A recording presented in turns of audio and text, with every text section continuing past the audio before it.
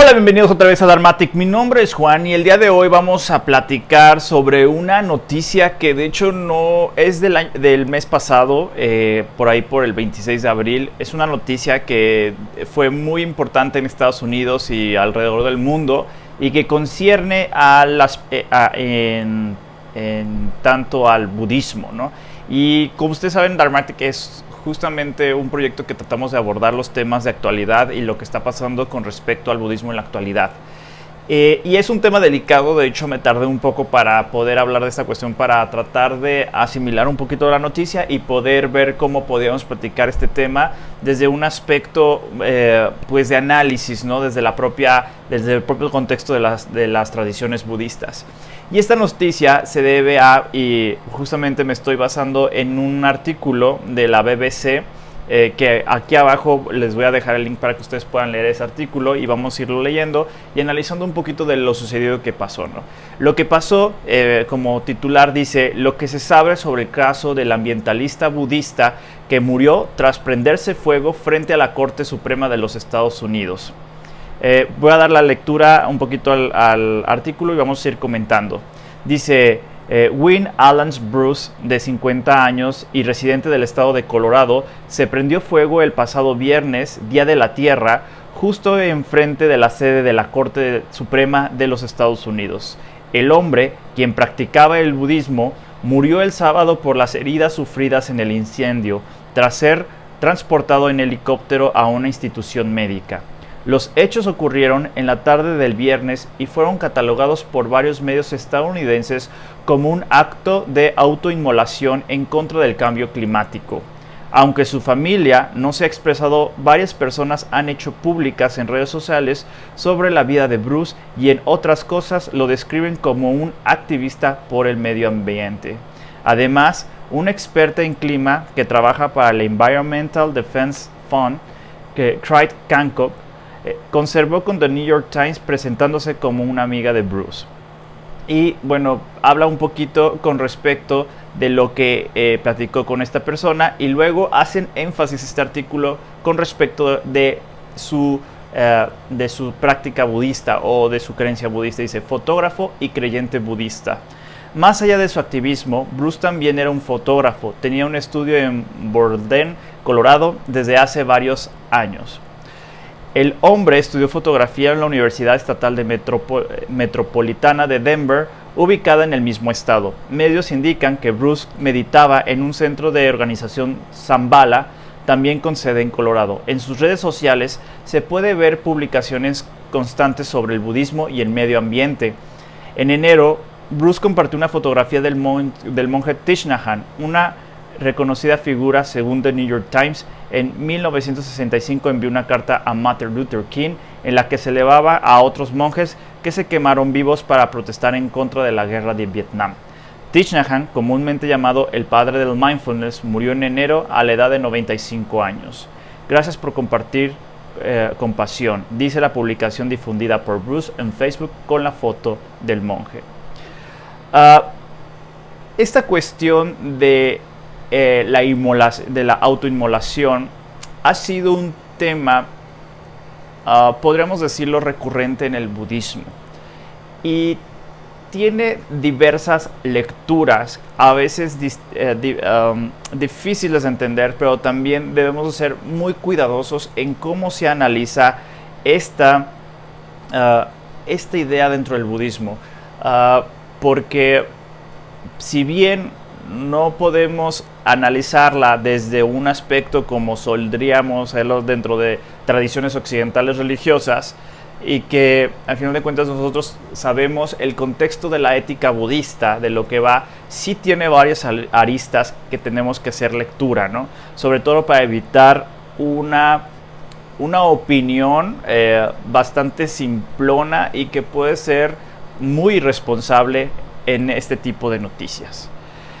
Como les decía, sabemos que no es la primera vez que el budismo y este tipo de actos están relacionados. Por ejemplo, hemos podido constatar a lo largo de los años que los monjes, como ciertos monjes tibetanos, en forma de protesta por la invasión de China a Tíbet, también han hecho este tipo de actos. Y hay una fotografía justamente que creo que es emblemática de esta situación, de un monje que se llamaba Thich Quang Duc. Era un monje vietnamita que justamente en el 11 de julio de 1963 se autoinmoló como forma de protesta por la represión contra los budistas en Vietnam. Esta fotografía ganó el premio Pulitzer, que es una fotografía muy fuerte de ver, pero que esta fotografía gana este premio Pulitzer, y de cierta manera de ahí se ha agarrado también junto con las inmolaciones tibetanas como una especie de fama de como si el budismo de cierta manera no viera mal el aspecto de estos tipos de actos. Por eso es necesaria un análisis profundo de este tema. Podemos comenzar hablando justamente de la ética budista, que es distinta a la forma de entender la ética budista frente a la ética en otras tradiciones religiosas, como ya lo había mencionado. Si nosotros analizamos los 5 preceptos básicos de un laico, pues el primero es abstenerse de tomar la vida, ¿no? Y en muchas ocasiones los maestros han sido muy enfáticos de decir que eso incluye la propia, ¿no? Que eso es algo muy, muy importante de decir. O sea, también eso va incluido en nuestra propia vida. Cuando se escucha este tipo de actos, muchas veces se platican y se justifican o se trata de justificar dentro de la propia doctrina budista como actos compasivos, ¿no? Si alguien realiza un acto compasivo, a final de cuentas esto no sería un acto, no sería visto como un acto negativo. Pero aquí hay varias circunstancias que debemos de tomar y no simplemente decir, pues era porque es un acto compasivo, simplemente es que está bien, ¿no? Número 1, es cierto que en el budismo una de sus principales prácticas es observar la motivación, ¿no? Al final de cuentas, ¿qué intención tenemos antes de realizar la acción? A mí me gusta decir cuando me toca dar charlas de meditación de que mucha de la práctica budista invierte su tiempo en observar la intención, ¿no? Muchas tienen que ver con el observar de qué es lo que nos está moviendo a realizar ciertas acciones, ¿no? Entonces, es cierto que no podemos analizar todos los temas de un jalón y decir que todo está mal o que todo está bien, porque a final de cuentas cada caso tiene una motivación en concreto. Esta motivación es muy difícil de conocerla y eso es algo que constantemente hago énfasis, por eso no podemos juzgar la vida y las acciones de las otras personas, porque realmente no somos un ser Arya, no somos un Buda como para saber cuáles son las verdaderas motivaciones de los seres. Eso a final de cuentas, dentro de la tradición budista, solo la persona y un Buda sería capaz de observar las verdaderas intenciones de las personas. Entonces, pues entrar a discutir las motivaciones es algo que pues no sería lo más adecuado y a final de cuentas acabaríamos haciendo como una especie de juicio, ¿no? La otra vertiente es en relación a por qué entonces muchas veces muchos budistas como que mencionan esta cuestión del acto compasivo. Y esto nos tenemos que ir directamente a la propia tradición, ¿no? Por ejemplo, nosotros podemos observar que en los Jatakas, que son los textos en donde el Buda, donde se narran las vidas anteriores del Buda, en muchas ocasiones el Buda, siendo un bodhisattva, puso su vida a disposición de los seres para que estos pudieran liberarse del sufrimiento, ¿no? Justamente lo que hablamos de la intención, su motivación era ayudar a los demás seres. Por ejemplo, hay un yataka muy, muy famoso en donde se encuentra a una tigresa con sus cachorritos que tienen mucha hambre y están muy desnutridos y están casi muriendo de hambre, y entonces el bodhisattva ofrece su cuerpo para darle de alimentar a estos cachorros y a esta tigresa y puedan subsistir, ¿no? Entonces, pues aquí, a final de cuentas, estamos hablando de esta motivación que viene de una práctica y de un entendimiento muy profundo. Pero justamente esta segunda parte es lo importante. Estamos hablando de un realizador o una practicante que tiene ya bastante camino andado en el Dharma, durante muchas vidas y también tiene ya muchas realizaciones dentro del propio camino. No podemos decir, como al final de cuentas es que lo hizo por compasión y ya no, sino que sí hay una cuestión ahí en relación a que existe un camino y una realización, ¿no? Estamos hablando ya, a final de cuentas, de un bodhisattva, ¿no? Dentro del budismo mahayana entendido en esa cuestión. Por ejemplo, en el propio budismo mahayana también se platican estas cuestiones dentro de los sutras, ¿no? Donde se habla de estos sacrificios, de cierta manera, del bodhisattva, pues para ayudar a los seres a la liberación de su sufrimiento, ¿no? Esto es dentro de la cuestión de la tradición, ¿no? Sin embargo, como yo les digo, tenemos que ser personas bastante inteligentes y sabias cuando utilizamos este tipo de argumentos. Porque como les digo, al final de cuentas no podemos promover los actos de esta magnitud porque estamos hablando de grandes practicantes de un nivel muy muy arriba de práctica. Entonces no es propicio decir nada más así como, sí, el budismo lo ve bien, bye, ¿no? No, hay que esforzarnos por hacer un análisis y tratar de comprender la situación, que realmente no es una situación fácil, no es una situación que podamos argumentar y digerir con simpleza.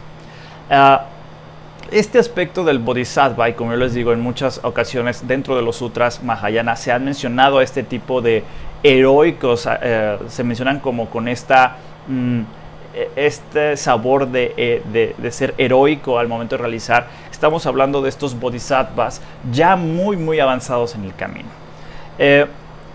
Y también hay otro factor a considerar. ¿Y cuál es este factor? El factor es de que el budismo, dentro de la propia tradición, se cree, y de hecho, el hecho de que nosotros estamos ahorita experimentando el renacimiento humano, o sea, dentro de un renacimiento humano, dentro de la esfera de los humanos, dentro del samsara, reconociendo que hay otro tipo de existencias. Nosotros ahorita estamos en el renacimiento humano.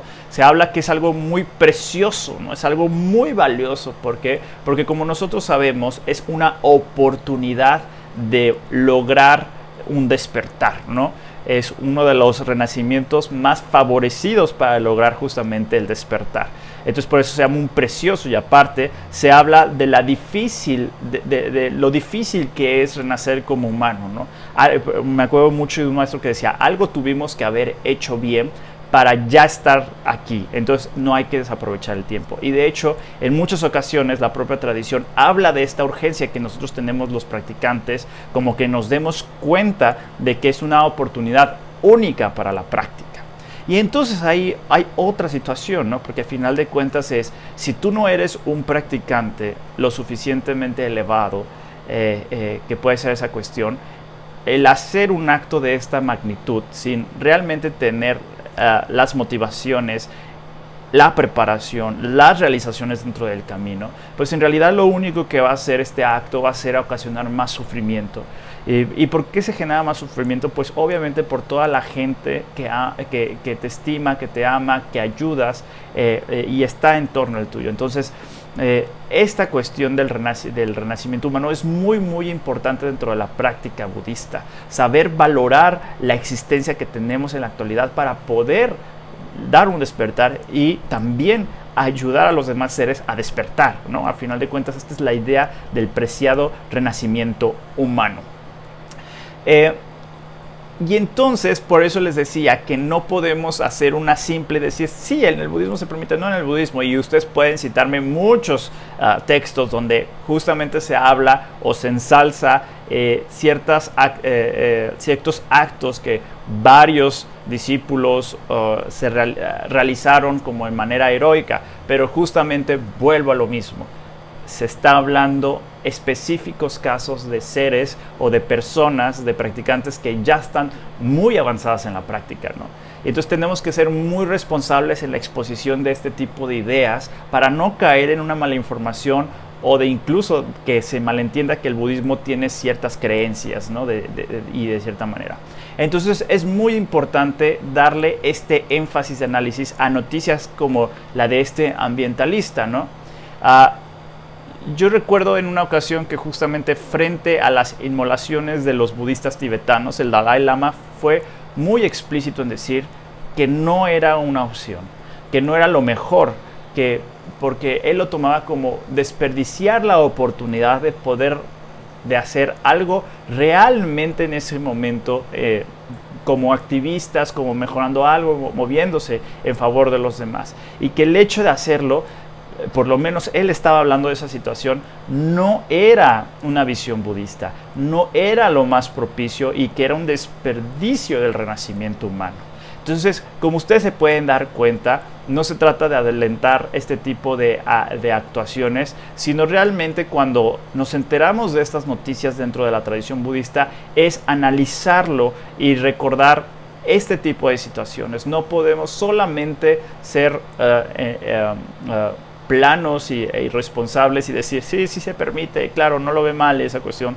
No, sino que tenemos que realmente hacer un análisis de todas estas enfoques que dentro de la propia tradición tienen, ¿no? Como el preciado renacimiento humano, como la posibilidad de ser compasivos, como que necesita ser un gran bodhisattva, un gran practicante con muchas realizaciones, porque si imagínense ocasionáramos estos actos y tenemos todavía una idea del yo, una idea del ¿cómo se llama? Errónea, todavía tenemos la ignorancia, todavía tenemos apego, este acto está hecho desde la aversión, pues evidentemente pues no es lo que se habla en el caso de los bodhisattvas, aunque sea un acto similar o parecido, ¿no? Entonces es muy importante hacernos responsables con este tipo de noticias, pero también es cierto que aunque son difíciles, tenemos que venir en comunidad a platicar y poder hacer un análisis con respecto a este tipo de noticias. Me gustaría que tú me comentaras aquí abajo qué opinas de este tema. Hay que tratarlo de hacer con mayor respeto porque es un tema delicado y que concierne a nuestras propias tradiciones budistas, tratando de no juzgar a las personas que lo realizan o a esta persona en este caso concreto. Me gustaría que tú opinaras aquí abajo, tú cómo lo entiendes, tú cómo lo concibes y cómo de cierta manera podemos entablar un diálogo para llegar a una mayor comprensión de estos temas que son tan complejos y tan difíciles. Y pues nada, esto fue todo por el video del día de hoy. Voy a tratar de ir sacando más videos con respecto a noticias vigentes del budismo, de lo que está pasando en el budismo en la actualidad. Así que espero que te haya gustado. Si te gusta, no olvides darle manita arriba. Compártelo porque es una forma de ayudar muchísimo a Dharmatic. Coméntalo, muévelo por tus redes sociales. Y pues nada, esto fue todo por el video del día de hoy. Yo me voy, pero no me voy sin antes decirte que Buddha bless you.